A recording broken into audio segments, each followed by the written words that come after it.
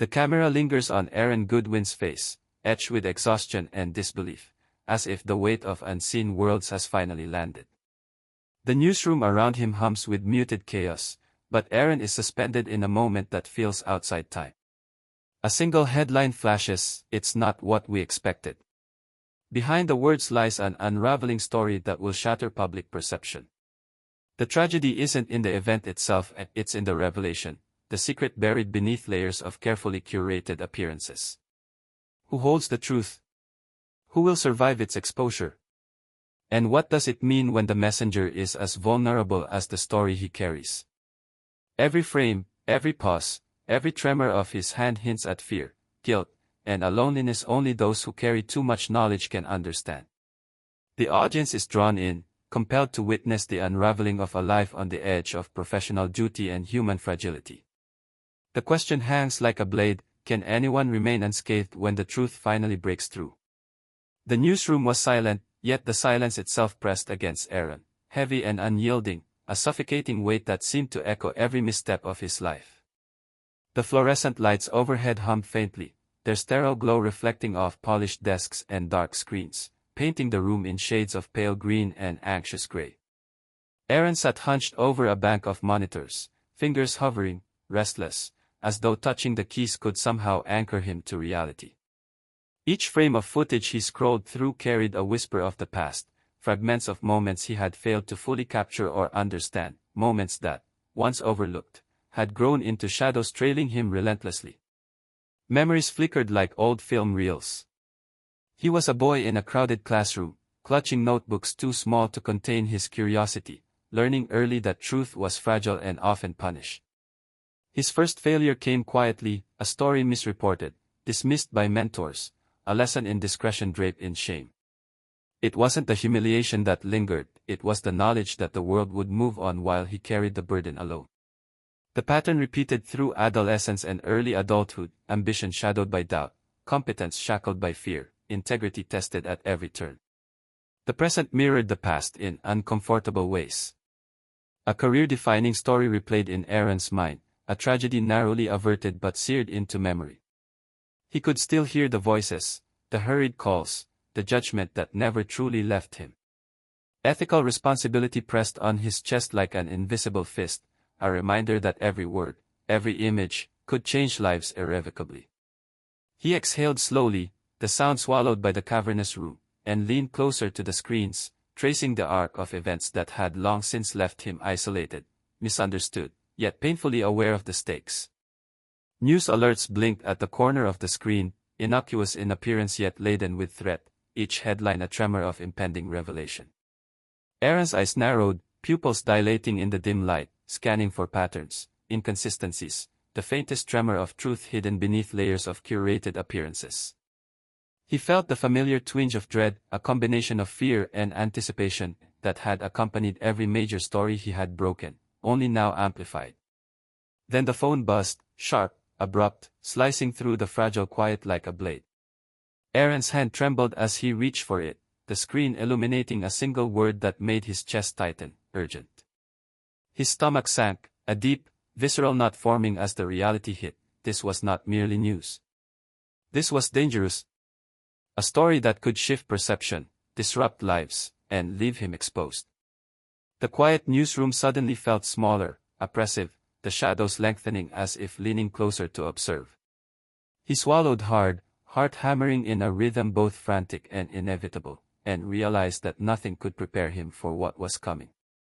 And in that moment, as the hum of the computers seemed to synchronize with the beat of his own fear, Aaron understood a truth that had been lurking in the edges of his consciousness for years. Some stories were never meant to be told, but silence was no longer an option.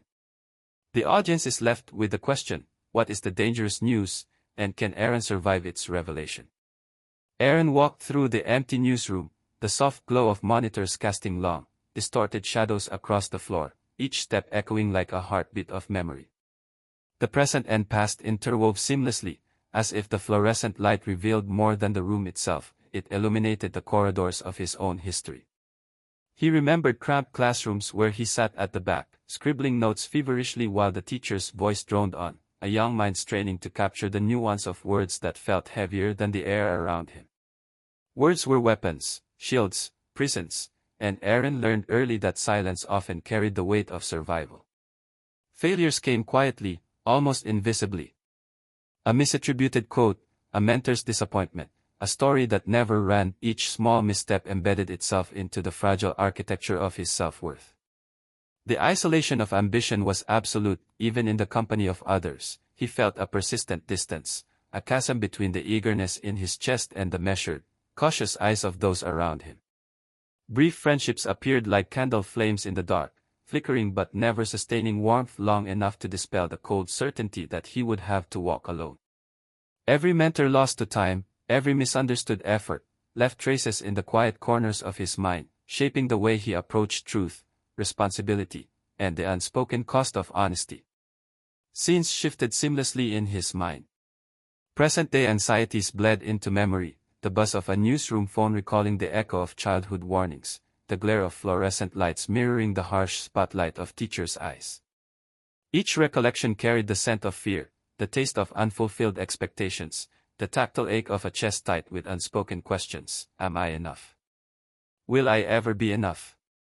The tension was constant, a rhythm that dictated his ambition as much as his caution.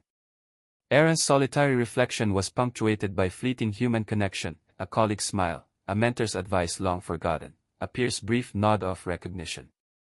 They were moments of warmth, transient, but they illuminated the essential truth: no one, no matter how driven, can thrive entirely alone. Yet, as he exhaled slowly and leaned into the glow of the monitors, the fragile equilibrium shattered. A notification blinked sharply on the screen, urgent and insistent. A message that would not merely inform, but expose.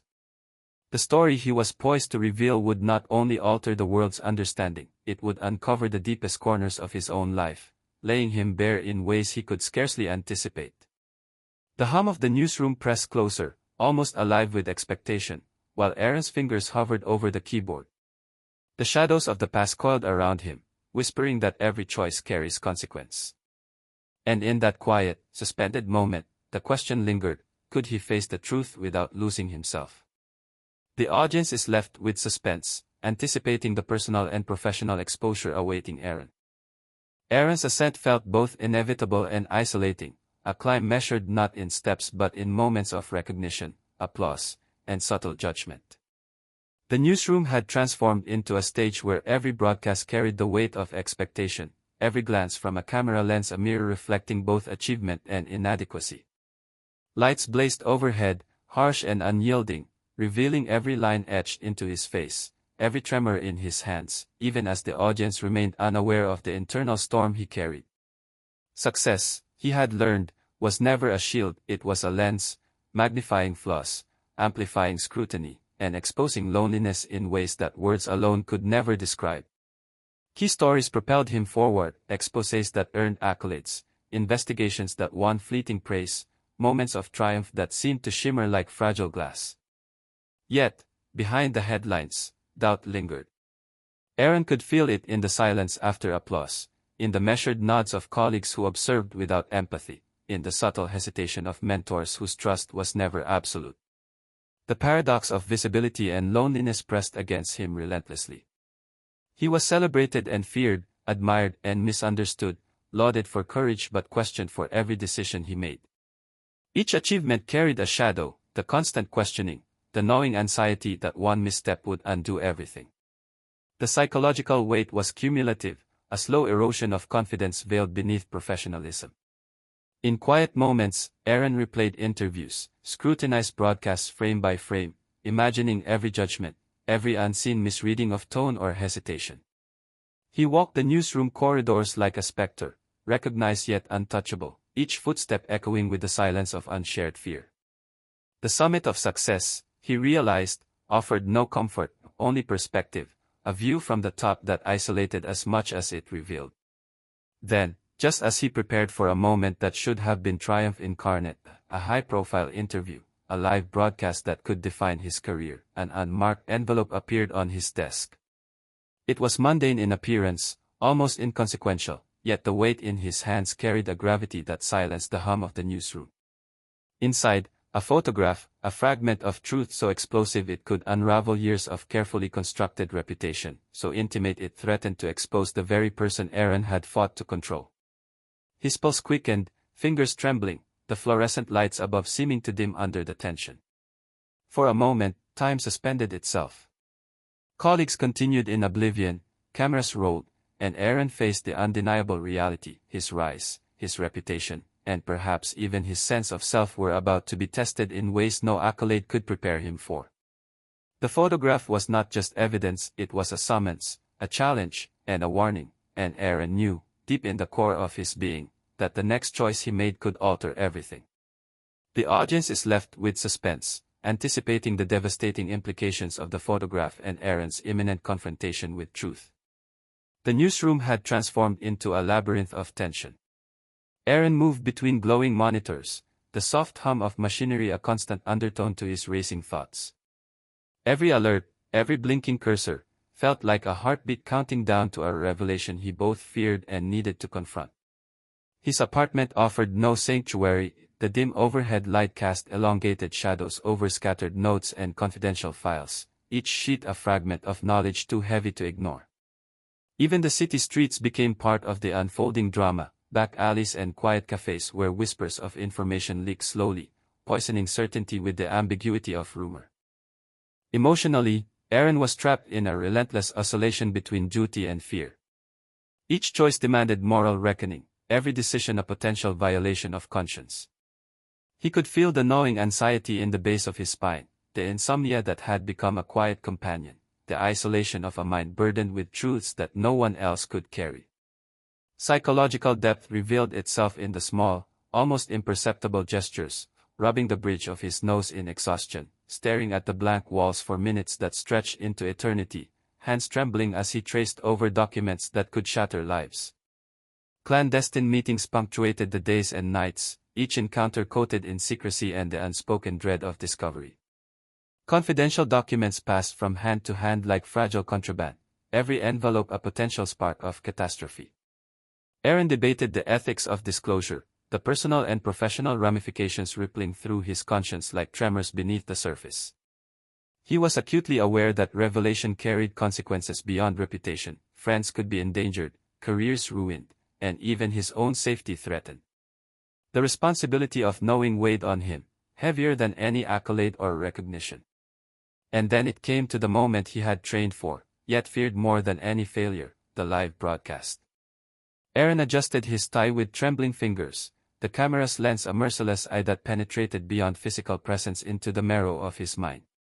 Heart pounding, breath shallow, he felt every pulse of the city outside, every murmur of expectation and speculation. The countdown began. He was poised, prepared, yet completely vulnerable. Then, a flicker. A sudden technical error, abrupt and silent. The feed cut. Darkness enveloped the screen, leaving Aaron frozen mid-motion, frozen in decision, frozen in consequence. In that suspended instant, the secret remained unspoken, hanging like smoke in a room that could not clear. The audience, both real and imagined, waited with bated breath. Aaron felt the full weight of inevitability. Knowledge carried power, but power carried danger. And now, more than ever, the world's perception, and his own, hung delicately on a thread that could break at any moment. The feed cuts before the revelation, leaving the audience in tense anticipation of what will be revealed, and at what cost. The hum of monitors had softened, replaced by quiet corridors and muted apartment lights. Aaron moved through spaces that felt simultaneously familiar and alien, each step echoing the gravity of what had passed. The world outside continued in oblivion, yet he could feel the invisible tremors of his near revelation ripple through colleagues, viewers, and the fragile network of his own conscience. Relief intertwined with fear, an uneasy companionship that would not leave him. Every moment of calm was tinged with anticipation, the knowledge that consequences, subtle or devastating, lingered even in absence. Aaron reflected on survivor's guilt, a quiet phantom shadowing his every movement. The near disclosure had spared some, but it had also exposed him to scrutiny, suspicion, and the relentless judgment of an audience that senses truth even when it is withheld. Psychological weight manifested in the smallest acts, the hesitation before answering a phone, the careful avoidance of mirrors that reflected both achievement and vulnerability, the late-night pacing of an apartment now steeped in silence. To carry dangerous knowledge alone is to live perpetually on the edge, suspended between action and restraint, with the heart and conscience as constant adjudicators.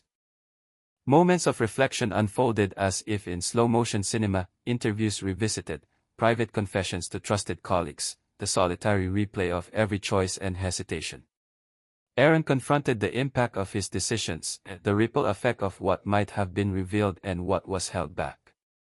Each interaction, each conversation, carried layered significance, a reminder that even in restraint there is consequence. The audience, like Aaron himself, begins to understand that legacy is never simply the sum of triumphs and failures, it is the accumulation of silence and speech, of what is shared and what is guarded. The city outside carried on, unaware of the invisible story threading through it. Yet within the quiet, Aaron's world remained tethered to consequence. Every headline, every fleeting mention of news cycles, reminded him that no truth is ever fully contained. In his apartment, the glow of a screen illuminated the moment, the headline blinked insistently, "It's not over." The words were at once a warning and a statement of inevitability. The story's reach extended beyond professional circles, into private spaces, into the folds of memory and conscience, and Aaron knew the legacy of truth would haunt him far longer than any recognition or accolade ever could. Emotionally, he was caught between satisfaction and dread. Relief for what had not been unleashed collided with a lingering terror of what remained, what might emerge, and what would inevitably be discovered in time. Even the smallest acts, sending a message, making a call, reviewing footage, carried the latent weight of possibility.